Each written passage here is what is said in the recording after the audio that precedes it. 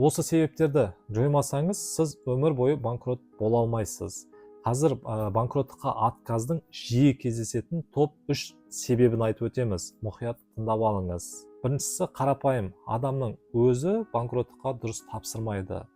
Ол соттан тыс банкроттыққа жататын болса, сот арқылы банкроттыққа тапсырып жүреді, ал сот арқылы банкроттыққа жататын болса, соттан тысқа тапсырып жүреді. Солай отказ алып жүре береді. Ол банкроттық отказдың бірінші себебі, бірақ көп кездесе бермейді бұл. Банкроттық отказдың екінші себебі және көп кездесетіні 90% отказдар осы себеп. Просрочка уақытының бұзылуы. Бұл көбінесе қарыздардың арасында микрозайм болса кездеседі. Мысалы, адам қарыз төлемегеніне 12 ай банкроттық тапсырады, бірақ сізде 12 ай жоқ деп отказ береді. Бұны көбінесе бағана айтқанда микрозаймдар жасайды. Себебі қазір микрозаймдар сіз банкрот атанып кетпес үшін сіздің просрочка уақытыңызды әрдайым жаңартып отырады.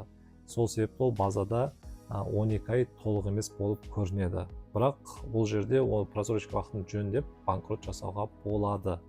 Қорқудың еш нәрсесі жоқ. Және отказдың үшінші себебі ол ломбард бойынша. Мысалы, адам ломбардқа барады, алтынын өткізеді, содан кейін қарыз кредиттарын банкротқа тапсырады.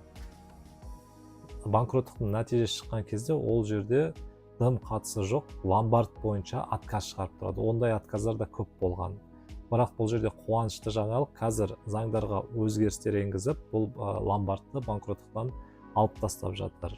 Бірақ сонда да егер сізде ломбардта қарызыңыз болса, оны бірінші алтыныңызды алып, немесе қарызды алтыныңызды өткізіп барып, ана банкроттық тапсырыңыз. Егер дәл осы себеп бойынша отказ шығарып жатса, ертең кімге дәлелдеп жүрсіз, заңға өзгерістер енгізілген, оны алып тастаған деген сияқты құрдан босқа уақытыңызды жоғалтып аласыз.